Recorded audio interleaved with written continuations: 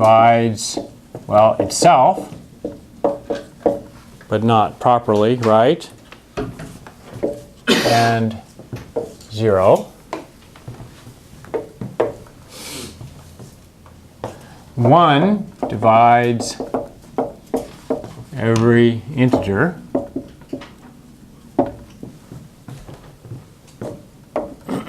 And you're going to have to prove all these, right? These are an exercise. And what about 0? What does 0 divide?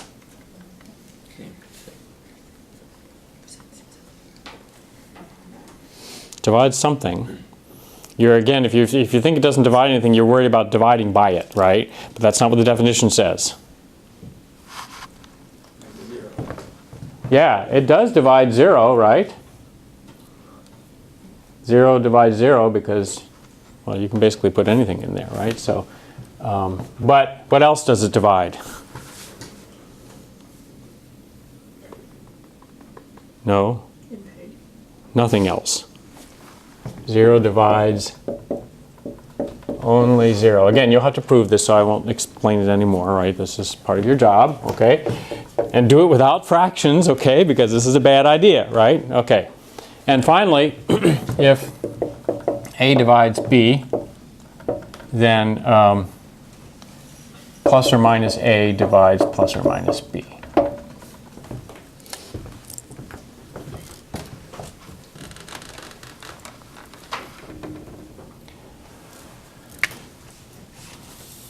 Okay.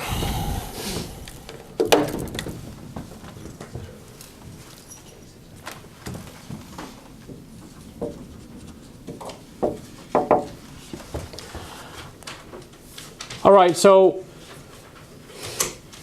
if A and B happen to be natural numbers, what's going to be an inequality about A and B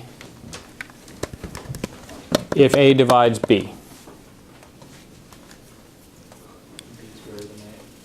Or equal to. Right, okay. So that's what we're going to prove next. If A and B are natural numbers, and A divides B, then A is less than or equal to B. Now we have to be careful about natural numbers, right? That we're talking about natural numbers because when you get negative signs in there, things are going to get all mixed up, right? So we just want to be careful. This is about natural numbers only, right? Okay, so, and if A properly divides B, then what should be true? A is less than B? Yeah, then A should be less than B.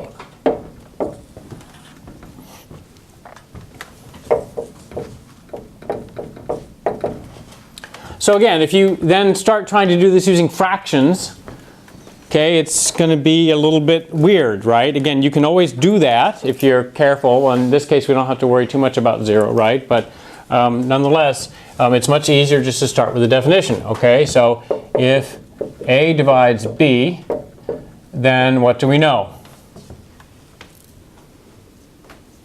And again, this should be the first thing that pops into your head. Is always the definition, always the definition. So how can we write things then? A divides B. B equals CA for? According to the definition, where is C? Z. But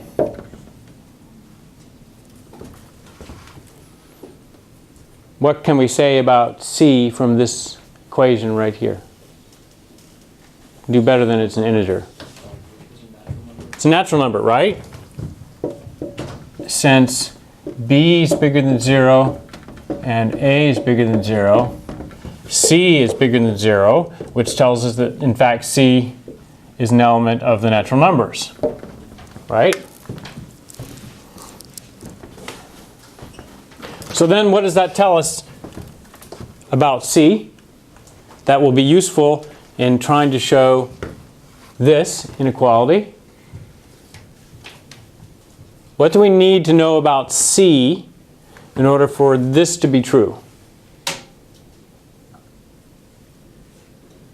C is less than or equal to B? If we want to get this statement out of this statement, what? Yes, right? If C is bigger than or equal to 1, then we get that from one of your inequalities, right? Inequality statements from early on. Okay?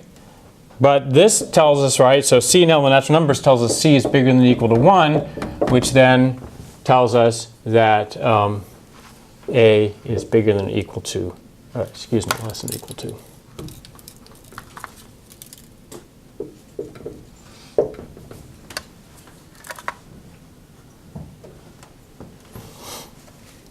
Okay, because we're multiplying A by something bigger than or equal to 1. What does that do to A? It makes it bigger than or equal to what you started with. And if A is a proper divisor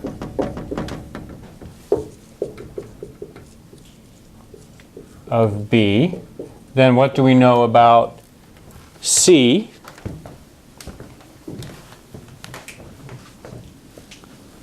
It's not equal to plus or minus B. But what do we know about C?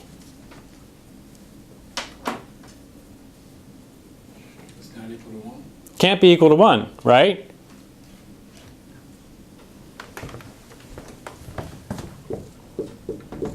Because then we would have A equals B.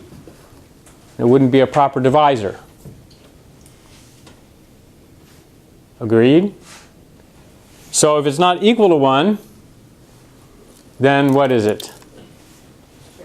Greater than 1. So then what do we get out of this equation here? Yeah, this tells us that A is actually less than B. Okay, as usual,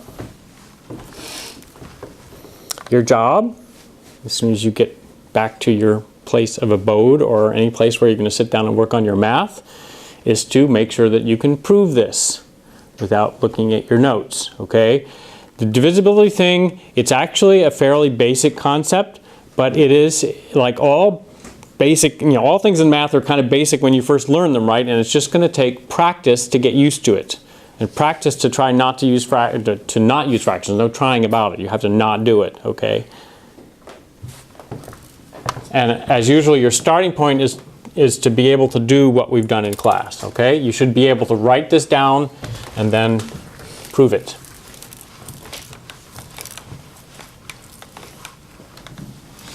Okay, now we're going to have an application of this. So we'll call it another lemma. If A and B are integers, and A divides B, and B divides A, then what should be true about A and B?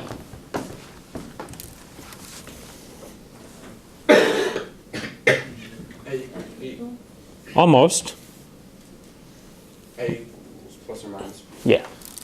Or, yeah, that works. Or, yeah, I mean, Because A equals plus or minus B. then B equals plus or minus it, yeah. So, I mean, you don't really need both of them, but just to, right, just to be sure about it, right? Okay, I'll put them on both. Okay, now somehow we're going to use this lemma here, and there's really not a better way to do it actually than that. You really kind of need something like this to get started on this. Okay, but when so if we're going to use this, we should probably start with what special case?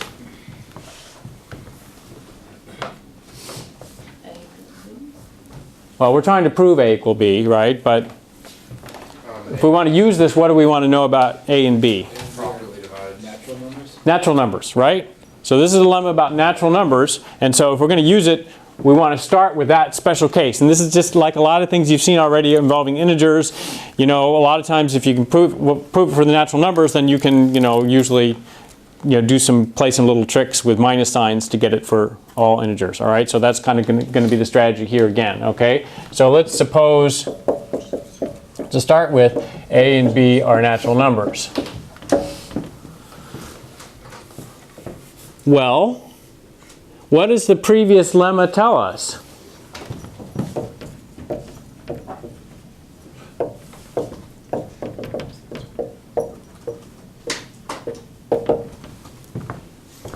A is less than or equal to B, and B is less than or equal to A. Yeah, exactly, right? I mean, we have A divides B, so according to this, A should be less than or equal to B.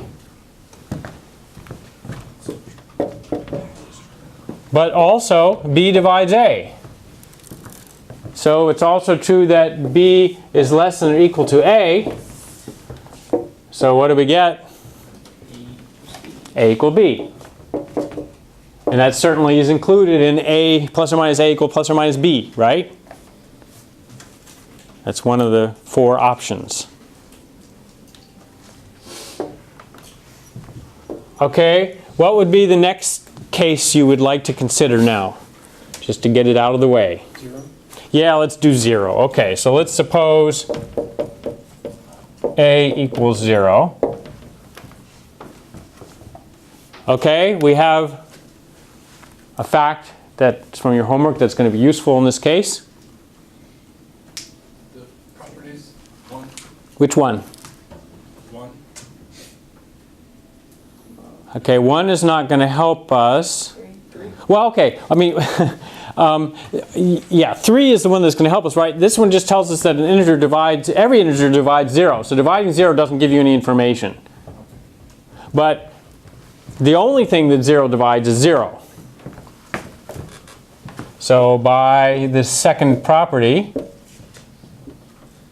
we get that B equals 0. So if A is 0, then B is 0, okay, which tells us that, again, A equal B, which is the conclusion we wanted. And then similarly, right, if B equals 0, A equals 0. Okay, so if either one is 0, we're good. The other one has to be 0.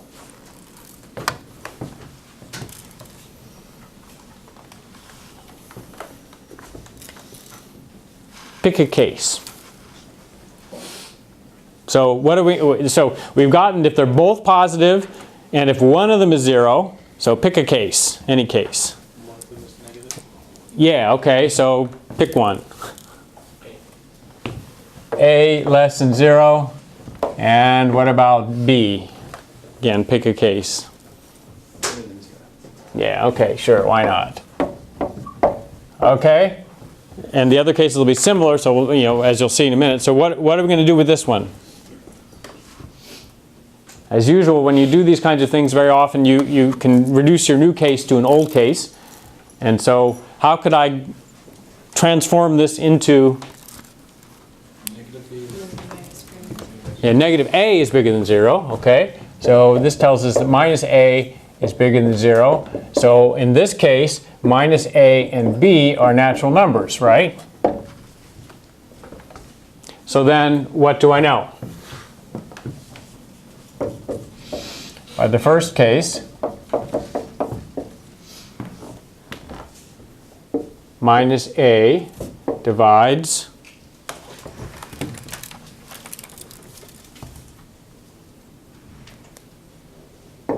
B, right?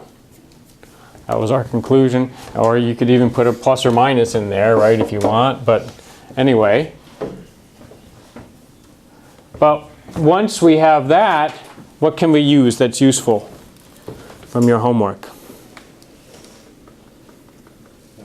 Yeah, we can use that one. Once we have that minus A divides B, plus or minus B, whatever, right? Once we have minus A dividing B, then 3 tells us that A divides plus or minus B.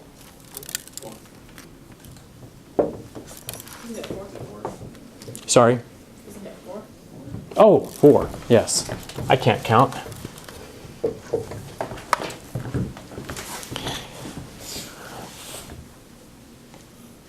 And then the other cases are similar, right? You just, if one of them happens to be negative or both are negative or whatever, you just negate them and then use number 4 again. So other cases are similar.